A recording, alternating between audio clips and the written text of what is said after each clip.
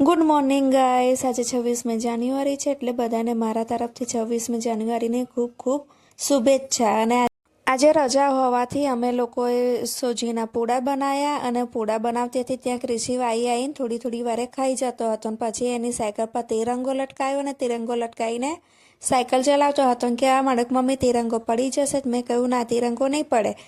ત્યાર પછી એ પરી ઉઠી એટલે પરી કે મમ્મી મારે કંઈક ખાવું છે, તો મેં મકાઈનો ચેવડો તર્યો ને એક બાજુ મેં મમરા શેકવા મૂકી દીધા.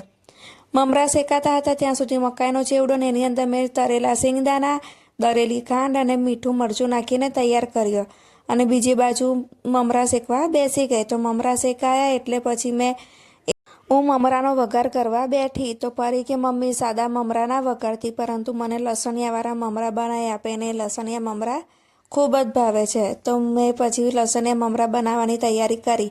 તો લસણની ચટણી તો મારી પાસે તૈયાર જ હતી. તેલ થોડું ઠંડુ કર્યું, એમાં હિંગ, લસણની ચટણી, લાલ સૂકું મરચું નાખીને શેકાવા મૂકી દીધું ને શેકાઈ ગયા પછી મમરાની અંદર મેં ઝીણી સેવ નાખી દીધી ઉપરથી ને એક બાજુ મેં વઘાર કરવાની તૈયારી કરી. વઘાર કર્યું એટલે મેં ગેસ બંધ કરીને એને મસાલો શેકી મમરા ઉપર મેં નાખ્યો અને 2 ચમચાથી હું મમરા હલાવતી હતી, પરંતુ મને હલાવતા ફાવતું ન હતું એટલે ગરમ મસાલો થોડો ઠંડો કરીને પછી મેં હાથથી જ મમરાને હલાવી દીધા. મમરા હલાવ્યા પછી આજે વિચાર્યું કે લાવું એ બાળકોનું કબાટ પણ સાફ કરી નાખું. તો બહુ અસ્તવ્યસ્ત હતું તો મેં ફટાફટ કબાટ સાફ કર્યું અને એ લોકોને બતાવ્યું કે જો તમે એક પણ કપડાં બગાડશો તો તમારી જોડે એવું કહીને મેં ફટાફટ ત્યાંથી બધા કપડાં ઉઠાવ્યા અને કહ્યું કે આ નાના કપડાં છે ને આપણે કોઈક નાના છોકરાઓને આપી. ભૂખ લાગે એટલે બાળકોએ મને ડિમાન્ડ કરી કે મમ્મી અમારે ખીચું ખાવું છે. તો મેં ફટાફટ ખીચું બનાવવાની તૈયારી કરી અને મરચાં સમાર્યા, જીરું અજમો નાખીને પાણી ઉકળવા મૂકી દીધું. પછી મેં ખીચું બનાવીને એને થોડીવાર માટે સ્ટીમ કરવા મૂકી દીધું. તો હું નીચે તાવડો મૂકું છું ને એની ઉપર કુકર મૂકી ઢાંકણ ઢાંકીને 15 મિનિટ માટે થવા દઉં છું. અને પછી ખીચું તૈયાર થયું એટલે પછી મેં એ લોકોને ખીચું ખાવા માટે આપી દીધું. તો કે બહુ ગરમ છે તો એ લોકોને ઠંડુ કરીને ખીચું ખાવા આપ્યું. પછી મેં એક ડબ્બામાં ખીચું ભર્યું, એ મેં મારા ભાઈ ભાભીને ત્યાં આપવા ગઈ અને બીજું વધ્યું તો એ પછી હું હીરું મોકલાવી દીધું. અને આ લોકોએ જમી લીધું એટલે મેં લોકોને કહ્યું ચલો તમને લોકોને આપણે વિડીયો શૂટ કરવા માટે નીચે ગાર્ડનમાં જઈએ અને તિરંગો પણ લઈ લો. તો એ લોકોએ તિરંગો લઈ લીધો અને ગાર્ડનમાં વિડીયો શૂટ કરાવતા હતા.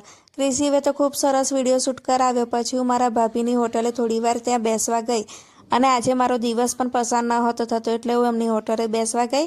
તો મારા ભાભી ક્રિશિવનો તિરંગો લઈને ટેમ્પા ઉપર લગાવવા ગયા અને કે આ મળે જુઓ કેટલો સરસ લાગે છે. અને ક્રિશિવને ખૂબ જ પરેશાન કરતા હતા કે આ તિરંગો તો હું લઈ લઈશ. અને પછી અમે ઘરે આવ્યા. તો ઘરે આવ્યા એટલે પરીએ અને ક્રિશિવે બંને જણે મને તિરંગો આપી દીધો અને કહ્યું કે હવે તું આ તિરંગો મૂકી દે, ફરી કામમાં લાગશે. પછી એ લોકોને ફરી ભૂખ લાગી તો મને કે આ મળે મમ્મી મને સરસ બન્યા હતા. અને છોકરાઓ મને કહ્યું કે બનાવીને ઢાંકણ ઢાંકીને આવી હતી અને એ લોકો કે હવે તું ના ખાઈશ. પછી મેં કહ્યું કે ના, મને થોડા ખાવા દે, મને પણ ભૂખ લાગી છે.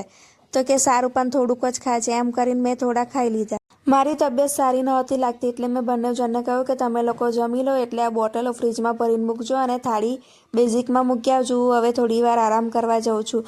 પછી ઘણો બધો સમય થયો એટલે ધીમે રહીને બહાર આવીને જોતી હતી કે બંને જણ શું કરે છે. તો પરી સાડી પહેરતી હતી અને ક્રિશિવ ત્યાં બેઠો હતો. તો મેં પરીને કીધું કે કેમ એને ત્યાં બેસાડ્યો છે. તો કે હું ટીચર બની છું અને ક્રિશિવ મેં બાળક બનાવ્યો છે. તો ક્રિશિવ પાસે જઈને હું બેઠી અને પૂછ્યું કે ક્રિશિવ તું શું બન્યો છું. તો કે મમ્મી મને બાળક બનાવ્યો છે. અને પરીએ પછી સાડી પહેરી અને મને બતાવી કે એવું કેવી લાગસ. તો મેં કહ્યું કે બહુ મસ્ત લાગસ, હવે તારી વિદાય કરી દઈશું આપણે. મેં એને ખૂબ ચીડવી અને કહેવા માંડી જો તને સાડી પહેરતા આવડી ગયું, કામ કરતા આવડી ગયું તો હવે તને સાસરે જવું પડશે. તો કે ના મમ્મી, હું સાસરે નહીં જઉં. અને હું એવી રીતે મજાક મસ્તી કરીને એને ખૂબ હેરાન કરી. ત્યાર પછી એ લોકો અંદર આવી ગયા. અંદર આવીને બંને જણ રમતા હતા ને પરી જો એને બધી કામ સોંપે છે કે જા તું આ કામ કર ને તું પેલું કામ કર.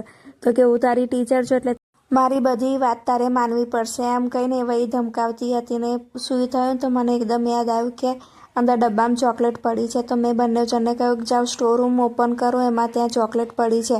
તો ક્રિશિવ કંઈક ગડમથલ કરતો હતો અને પરી કે ચાલ આપણે બંને ચોકલેટ લેવા જઈએ. તો એ બંને અંદર ગયા અને ચોકલેટનો ડબ્બો લઈને આવ્યા. ચોકલેટનો ડબ્બો લઈને આવીને ખોલીને એ લોકોએ આમ તેમ વસ્તુ બધું ફરી ડબ્બામાં ભરાવડાવ્યું અને કહ્યું કે હવે આવું કરશો તો ફરી ચોકલેટ નહીં મળે. અને પછી ચાનો સમય થયો એટલે મેં ચા બનાવી અને એ લોકોને નાસ્તો કરવા આપી દીધો. અમે લોકોએ ચા નાસ્તો કરીને એ લોકોને કંટાળો આવતો તો પછી હું એ લોકો સાથે લૂડો રમવા બેઠી અને મેં ક્રિશિને કહ્યું કે ચાલ તારે પણ લૂડો રમવો છે, તો કે ના હું તો સાયકલ ફેરવીશ.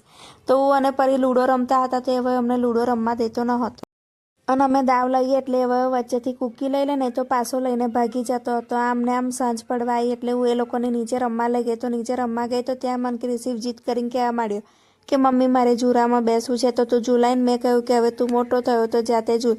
તો કે ના તું ઝૂલાવું તો હું ઝૂલું.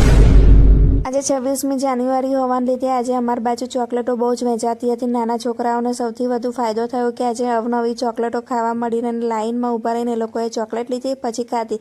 ફરી બીજી જગ્યાએ બીજી ચોકલેટ વેચાતી હતી, ત્યાંથી ખાતી. એવી રીતે 4-5 જગ્યાએ ચોકલેટો વેચાતી હતી. તો આ લોકોએ ચોકલેટ ખાઈને એ લોકોનું પેટ ભર્યું. પછી બંને જણ ઝૂલાએ ઝૂલતા હતા. તો મેં ક્રિશિને કહ્યું કે હવે હું થોડી વાર બેસું છું, હું થાકી ગઈ છું. તો હવે ત્યાંથી લપસણી પર ચડ્યો અને ત્યાં પાઇપથી એ નીચે ઉતર્યું. મેં એને એવું પણ કહ્યું કે હવે પડી જઈશ, હવે આપણે ઘરે જઈએ.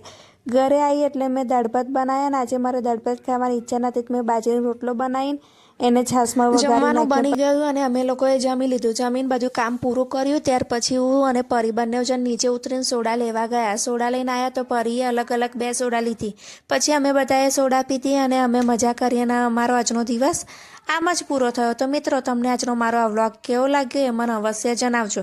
અને હા મિત્રો, મને સબસ્ક્રાઈબ કરવાનું ભૂલતા નહીં. આવજો. Good night.